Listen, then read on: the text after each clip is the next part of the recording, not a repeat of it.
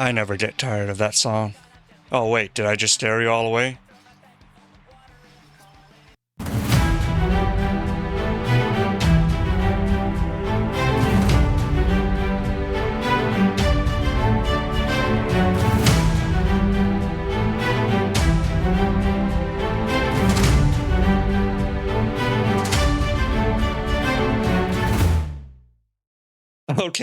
Okay. Enough with the Blink 182. But in all seriousness, it is one of my favorite songs from the Arcadian. And speaking of the Arcadian, Final Fantasy has the best raid music out of any MMO out there, bar none. It's like not even close. So, yeah, your arguments are null and void when it comes to that. Still, it makes you wonder, what are the best raid musics out there? Some are better than others, of course, but what really stands at the top? Well, in this list, you're going to see my personal favorites that stand the test of time and the ones I fell in love with the moment I heard them. Now, bear in mind, I'm not going to be covering any of the Alliance raids, nor am I going to be covering any of the Trial series. This is just strictly the 8-man raids. Of course, this is also going to be a little bit biased because it's probably going to include more Pandemonium and Arcadian raids than others.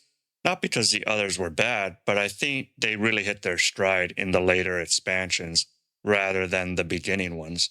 Still, the beginning ones do have their charm as well. So, without further ado, let's get on and see what are the top raid songs of Final Fantasy XIV.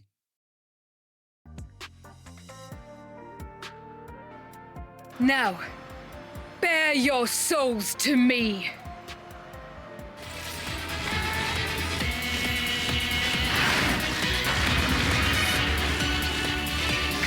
If there was ever a goddess to worship in Final Fantasy XIV, Athena would be it.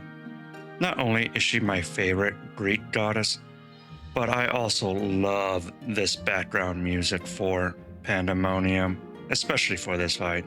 It's like godhood level, which is very appropriate considering the fight itself. I love this music, not only because of its womanly voice that sounds pretty much like Athena is singing, but because it's like a culmination of Pandemonium raid music in and of itself. I mean, it not only utilizes P9 through P10 in a way that does vocals in a less monstery sort of way, but because it also kind of combines the earlier iterations like Scream or the music from P4 into just a really good track to listen to. I just love hearing the chorus speak because it's pretty much the best part of the song, but even so, all of it is just really good. And even though this fight gave me nightmares on Savage, the one positive thing I can say is I never got tired of listening to this. I loved it so much that I even, well, let's just say I used various means to play this same song into Phase 2 because while Phase 2 sounded more godlike, I kind of liked this better and I thought it fit that fight a lot. Pandemonium was a raid that I was first introduced into doing Savage because I had only gotten into Final Fantasy pretty much right before Endwalker. So I didn't have too many raids to go on, although I did do them all. But Pandemonium was the first where I think Soken and the Primals really tried to diverse themselves, and even though they have like 12 songs to make, I think they made good use of their time. Now that's not to say they didn't improve. Obviously they improved a lot going into the Arcadian, because in the Arcadian, they made a background music pretty much for every single character in that. So that was a ton of work. Whereas in Pandemonium, they reused a lot of songs, but kind of iterated them in a way to sort of spread them out. So 2 fights would have Scream, another 2 fights may have the background music without the vocals, and then the main fight would have the vocals. So it was pretty interesting to see how it developed over the course of the entire raid series. I did notice that when a lot of the songs that I've played in Final Fantasy over the years, they utilize a lot of female vocals for the primal songs. Yet in the concert, they play male voices. I think Koji is the one that usually sings most of the lyrics. But in songs like Scream and Athena the Tireless One, the vocalists that are used here, I think, fit the theme much better, since you are kind of fighting Athena instead of fighting Koji, even though I think most of us would love to fight Koji himself at one point. Or maybe Soken. Maybe they'll have a rock band group that we have to like play instruments and do battle that way in the future. That would be something. When I went to FanFest, I heard Koji talking about all the work that went into making songs for this, and he touched upon one particular very interesting subject, and that was the lyrics. Because I'm sure, as most of you know, we've all tried to decipher what lyrics are actually being sung, and sometimes we are way off base, like with Big Fat Tacos. But when listening to this song, I couldn't help but wonder, what were the lyrics to this? What was I hearing? What was so interesting about this? And I think the lyrics was pretty off base when we actually got the official ones, but it made me love this song all the more when I found out what they were, and sometimes I was right, sometimes I was wrong.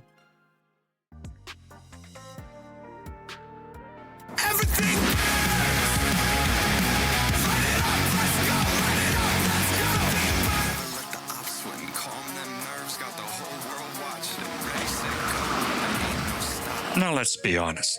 Did any of you really expect this song not to make it somewhere on the list? In all seriousness, this song is an absolute banger, and it deserves a spot on this list. Not only because Soken did a collaboration with Tom Morello from Rage Against the Machine to make this, but because it's an absolute song that you can rock out onto while fighting this boss. And not only that, this song was made to be the Warrior of Light's theme song. Now that's saying something, because when we were fighting throughout all of the Arcadian, not once did we have any sort of inkling that we would get our own theme song. We listened to others' theme song, and they were all bangers as well. Each one clearly defined that person's persona and the way that they fight. So it's only natural and it's only fair that we did our song for our own, right? I mean, every wrestler has a theme song they come out to. So we should have our own theme song to come out to as well, because we are the champions of the arena. And I can't really think of a better song to come out to than this, because as the saying goes, everything burns. Although I think they might have stolen that from Seth Rollins maybe. But then WWE did steal this song to trademark Seth Rollins in one of their video packages too. So I guess all is fair in love, war, and theme songs. Naturally, the chorus of the song is its main focal point. And I don't think they were trying to go too hard on anything before that, because they really wanted to focus on everything burns and what comes after that instead of what comes before. But the entire song is just wonderful to listen to. And after going through M11S for maybe about 1,000 times, it was so refreshing to have this banger of a song to listen to after that. Kind of a mouth cleanser or an ear cleanser, so to speak. I was really hoping to listen to this song when I went to FanFest this year, but given that it was a collaboration and all that, the chances of it happening were pretty low. And considering that they only have a few vocals that come out to do the Primal concerts, which include Koji Fox and Jason Miller, they pretty much have all the songs that people want to listen to, and there was no really a big need to listen to this one. Although I was kind of disappointed that they ended up playing M11S, which you'll hear my thoughts on that pretty soon. But for now, I just wanted to get it out there that this song was pretty much one of the best that they've come up with, and I do hope they do some more collaborations with Tom Morello or maybe some other band that Soken is a fan of. it'd be quite interesting to hear, them doing riffs of AC/DC, Metallica, or maybe other modern favorites that are alive today. All in all, this is a pretty good song, and it's a no wonder that it makes it onto this list. I bet you're all wondering why this song was kind of low on this list, because maybe it was your favorite. But in all honesty, the songs that come after this that I ranked higher, I have much more emotional ties to than I did with this song. No doubt, this is a great song, but it lacks that emotional depth that I'm looking for in music. And while it does kind of fit the theme, there is no fire in this raid fight. There's no fire mechanics. There is nothing that signifies everything burns. But maybe they were trying to go for burning the Arcadian down and stuff like that. But I don't know. It's just something that I always look for in songs when I really get the heart pumping and I kind of want to just dance to it. And I didn't really get that from here. But I will say this. It's great to do this fight over and over and not really get tired of hearing it. The Arcadian really showed that Soken and the Primals have gone and come a long way since their starting out in Heaven's Ward, and even before that with the Trial series. Like, they've gone above and beyond for each of these theme songs in the Arcadian, and this is just further proof that they can go all out when it comes to Evertold coming out in January. And I really look forward to hearing what they've got planned for that. I doubt we're gonna have as many songs as we did in the Arcadian, because they might reuse some of the music for the bosses like they did in Pandemonium and perhaps Eden. But I still think that they'll do a wonderful job, and I really look forward to seeing what they come up with. The president has been defeated!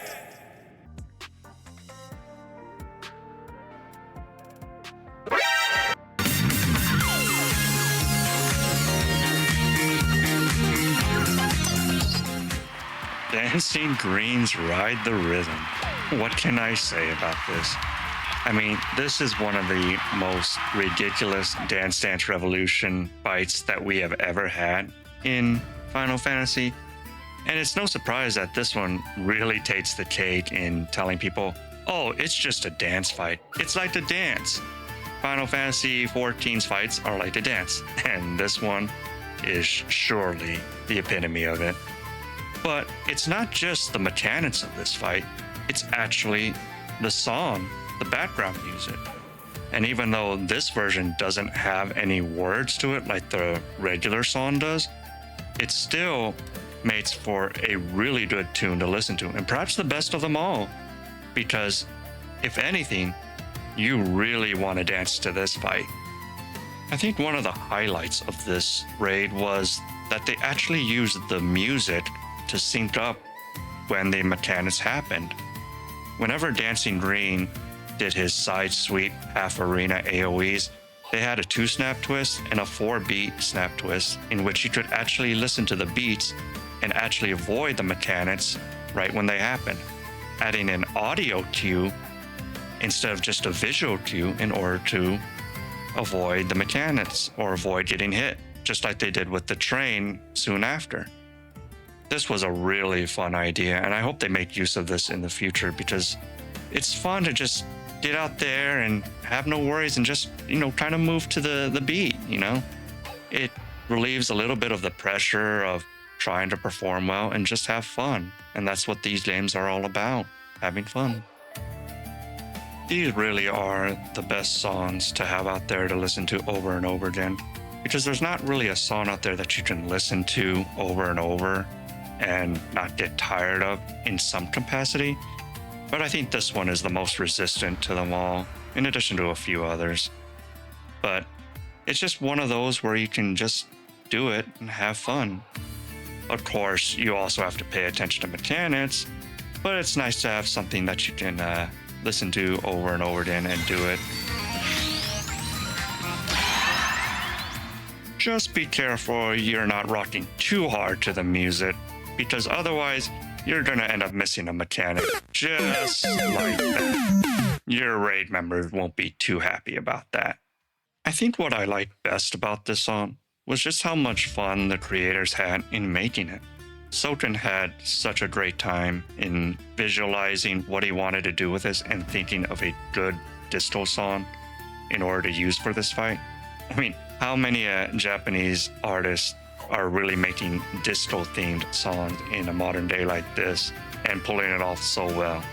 I can't think of very many. But what's really fun is when Sultan just goes all out for this. He takes everything into account when he's going up on stage and just trying to entertain the audience.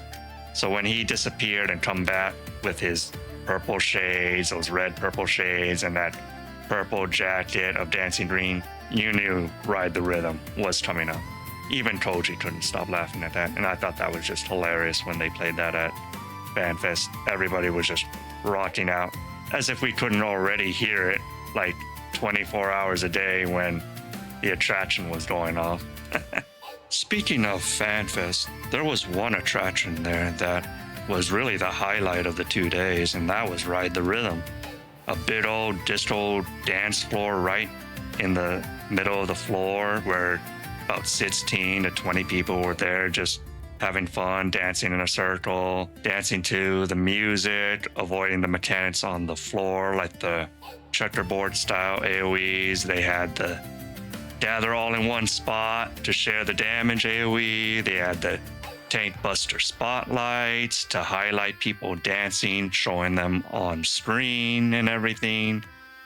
When you have something that can make even the most introvert of people get out there and embarrass themselves like that, you've really got something that just touches the heart of people. I know there's songs out there like Locust and Honeybee Lovely and Give It All to Me that inspire the same thing, especially because a lot of those songs also have lyrics. And I'm a big fan of lyrics. As you can see, many on this list include lyrics because I think lyrics really does add some more depth to a song to listen to, that you can actually try and repeat the lyrics, even if you don't always know what those lyrics are.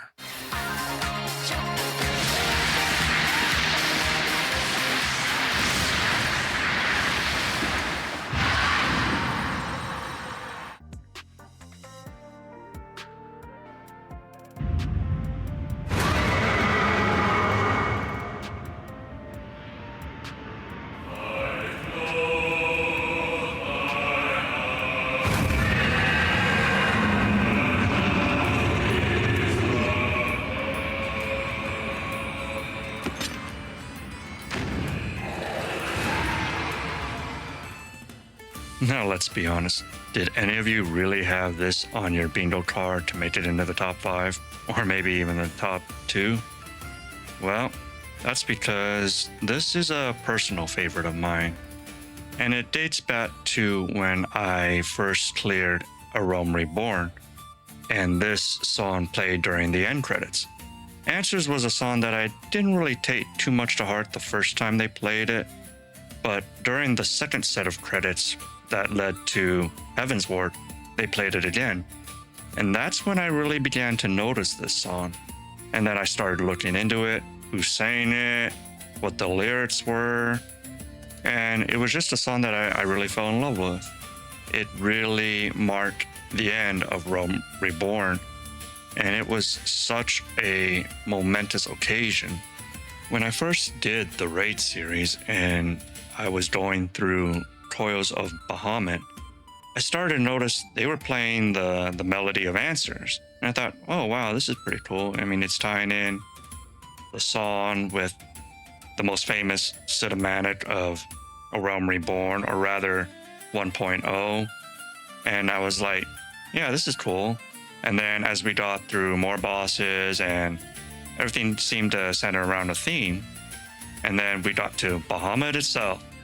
And then as the dragon was descending, they were playing the orchestra. I was like, oh shit, are they actually going to use Answers for this fight?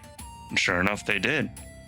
And I was actually kind of surprised because I didn't notice it at the time, but they were actually using different portions of the song. What I like about this is that it cuts each portion of answers into 3 segments, and depending on where you are at in the fight, it plays each segment over and over again. So it doesn't just go through the entire song like modern day raid and play it on a loop, from beginning to end.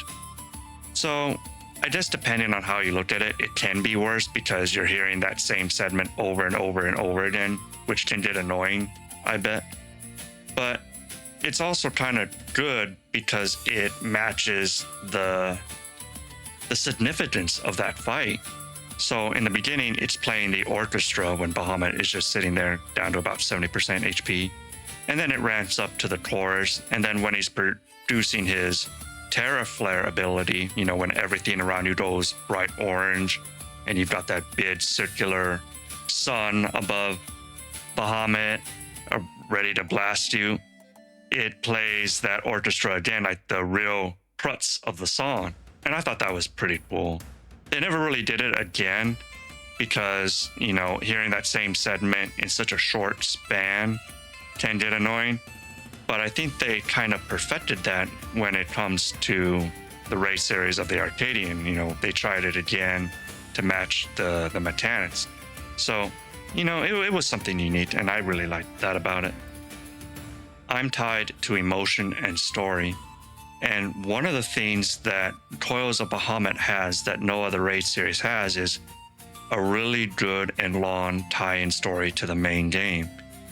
And it does go on for a bit long, I'll admit that, but it's really engaging, and long-term storytelling is one thing that I really love. And this just ties it in so well that even though it does have flaws, it just makes for a better overall experience. I think the reason I love this so much is because I'm in for long-term storytelling. And this was just packed with emotion and just overall, it hit all the senses. I'm just kind of sad that I didn't really get the opportunity to do this while it was live or, not just on content, but just experience it like it was meant to be. I went in here with max level characters that would sort of carry me through because I just wanted to see the story. And by the time I got to the end, I was all in. It grabbed me. And that's what I like most. And that's why it has such a big impact on why I wanted to make this video, because this was basically the heart of it right here. Answers is just one of those songs that really brings out the best bid moments of Final Fantasy. And every time I hear it, no matter what version it is, I just love it. To all of my children. Before we move on to my number 1 pit, if you liked what you saw here today, be sure to hit that like button, subscribe to my channel, and hit that bell for notification. Now, the number 1 raid song.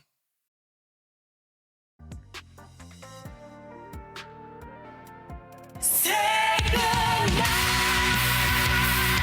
to the shadow behind. Who would have thought one of Pandemonium's best songs would have come from perhaps its 2 most underwhelming raids in the entire raid series? Scream is just phenomenally good. It really is. I love hearing this song. From the first moment I stepped into this fight, I just couldn't help but fall in love with it. It's funny, because when we first stepped into P5, all we heard was the melody. No lyrics, nothing whatsoever. And then we come into this fight, and wow, just the lyrics just completely blew me away. It's like I instantly just loved it. And as it should, because it really rocks hard.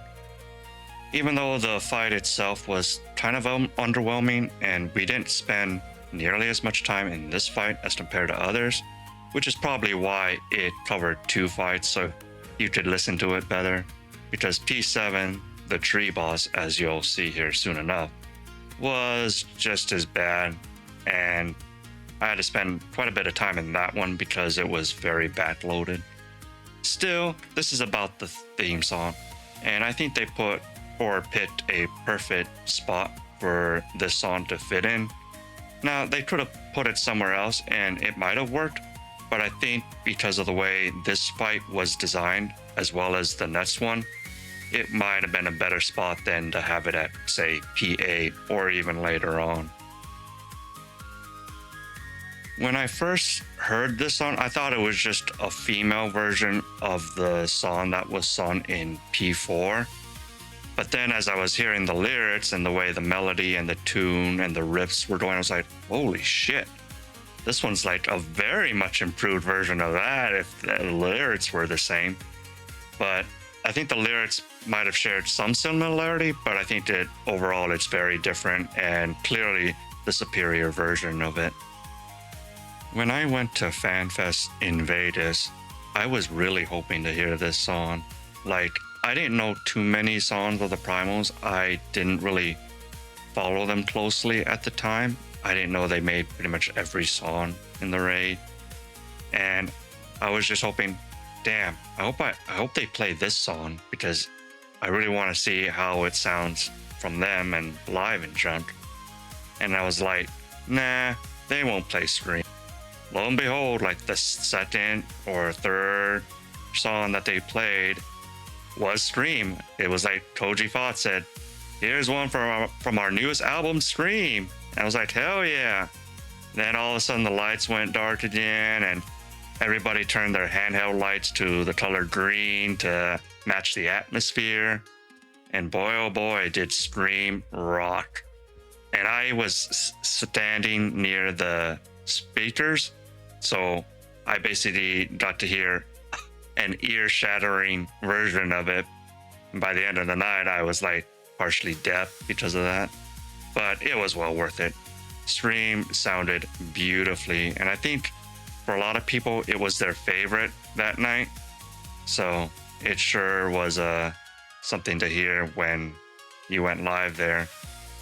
And then this year, when we went to FanFest, they played it again. It was like the second or third song that they played, and once more, everything went green and people were just rocking out. It had a lot more competition this year than FanFest of 2023, that's for sure. And rightfully so, because the Arcadian just had banner after banner after banner. So, who knows? Maybe it didn't win out, maybe it did. Scream is one of those songs that I liked so much that I ended up putting it on my own personal playlist and bringing it to me when I go and have a good gym session. And when it starts playing, it really gets the blood pumping and it gets that adrenaline rush. It's just something that's so good to rock out to when you're hitting your sets and stuff like that. So it's one of the songs where I just love hearing. It's really that good. And I think after everything is said and done, it matches the raid so perfectly and it matches the series so perfectly that it ranks up top among my list. Scream all you like, 'cause we're all mad here. Well, there you have it. My top favorite raid songs. What do you all think? Do you agree with anything on this list? Or should I have included something from Heaven's Ward or Stormblood? I know I didn't do any honorary mentions, but we'll see. Maybe next time. Either way, you can let me know that I'm full of shit as well in the comments down below. And let me know if you want me to make another video detailing my favorite Trial series or detailing my least favorite songs from the Raid series, because I know I can sure talk about that. Either way, you can check out one of my other videos that details my trip to FanFest this year. That was pretty fun. Until then, catch you later, Knights and Dames.